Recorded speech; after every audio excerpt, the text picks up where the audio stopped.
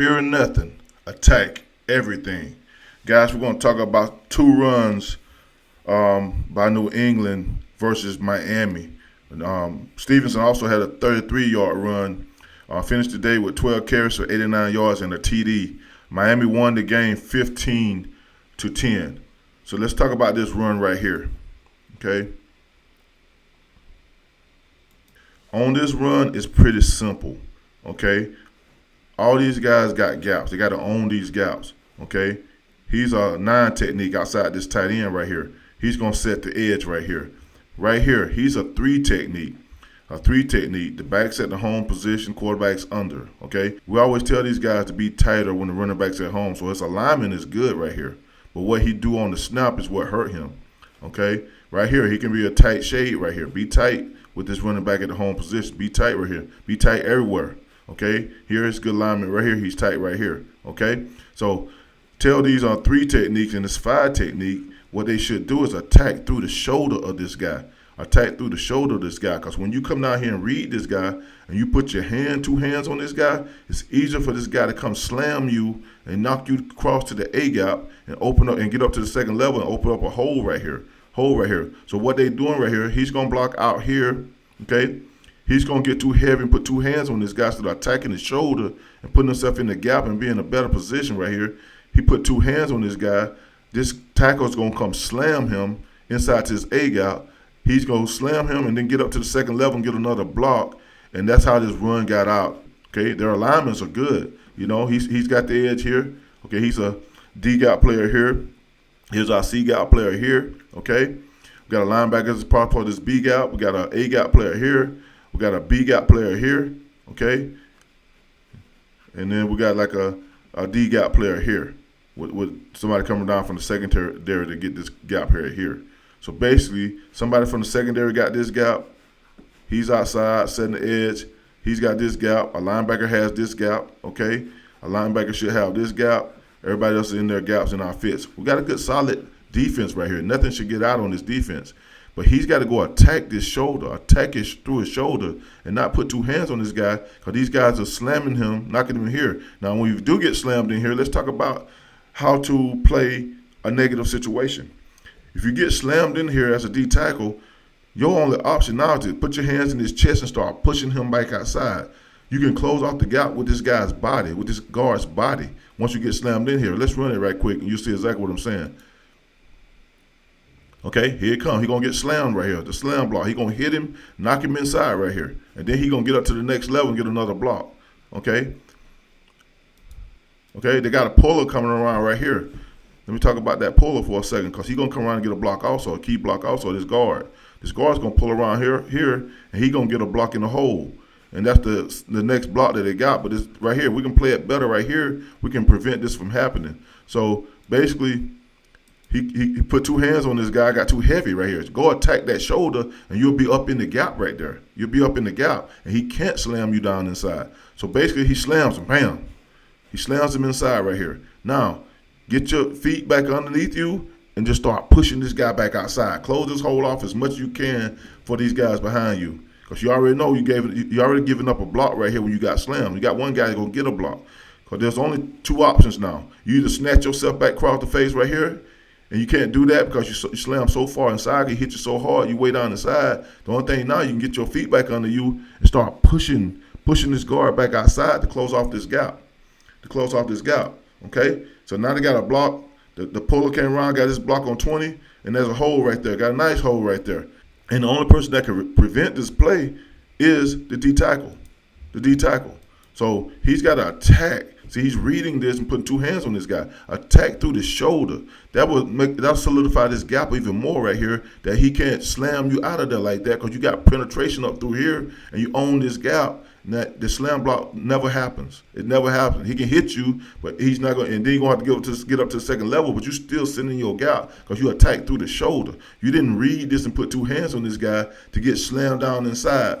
And that's exactly what happened on this play and why they got these yards. So right here, when he got slammed, now get your feet back underneath you and push back outside. Push him back outside. Put his body in the hole. Close out the hole as much as you can. Be physical right here.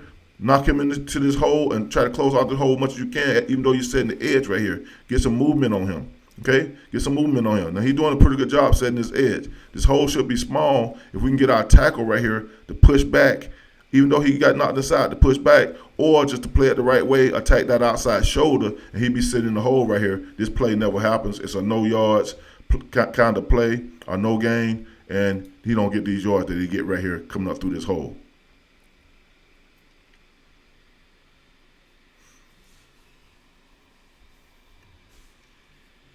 Okay, we got one more play to show y'all from this game. And this is also an easy fix. An easy fix. Let's get to the end zone copy. Okay? Let's pause it right here. Okay. First off, this end needs to get in this crease right here. He needs to go hit this. This guy's a wing off the ball. Get in this crease. Never want two holes open on a defensive line next to each other. Got two holes next to each other open. We never want that. That's the first thing. Get down, get him in the crease, and go hit this. Okay? Okay, we got a back at the home position. Home position, quarterback is under. Okay? Home position, quarterback under. We want to be tight on everything. So a tight 2-eye right here.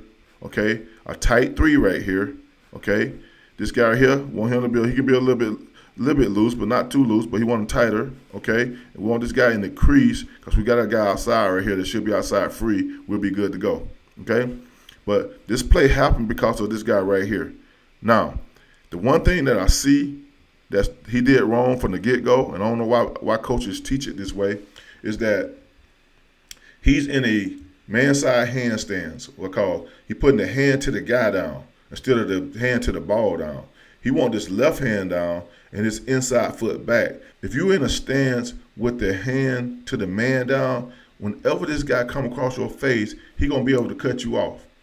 Because you're stepping with his outside foot and you ain't gaining no momentum as he come across your face to cut you out. You got to be able to step with the inside foot to control this gap, because the A-gap is the foundation of every defense. Any cutback, anything like that, this A-gap got to be solid. You take away all the cutbacks, all that stuff. So A-gap is the foundation of your defense. You cannot lose your A-gaps in a defense. You cannot do that. So that's why I coach hard for guys in the A-gap. I coach hard on seeing what you need to see and recognizing the block that you're getting. So this block that he's about to get is this guard right here is going to come across his face. If he was in a better stance, the inside hand down, ball side hand down, he will be able to attack this inside number, get off this block, get down the line, and make this play in the backfield. But he's right here. He's going to step too heavy to this guy. This guy going to get a big piece of him. He never got crossed to get to this gap, to get to the guy. He never got cross face to get down the line. And now it's going to be a nice little run, okay? This 3 technique. Be heavy right here, knock this back. Own this B gap. Own this B gap right here, okay? Okay? We do got a backer sitting in this A gap right here. But look, if we're going to play it like this, we gave this center freedom. We gave the center freedom to come up to the second level and get a block right now. And that's what happened. Let's run it, and I'll talk you through it. Okay? On the snap of the ball, right here, bam. See? Being in that long stance, he already cut off. If he was in the ball side hand stance, he can go attack this inside number, knowing that this is a cutoff block across his face. Once you get let's talk the inside shades. No matter if you're playing a 2-eye, a 6-eye, or a 4-eye. A 2-eye, 4-eye, or a 6-eye. Whenever you attack that inside number and that guy trying to cut you off, come across your face, you automatically know that the ball's being ran away from you. So your option is to knock that inside number back, hit that number and get that inside number, knock it back, knock the guy back, get off of it and get down the line and go meet that ball when it cuts back to you right there. You can make that play every time. Every single time you can make that play.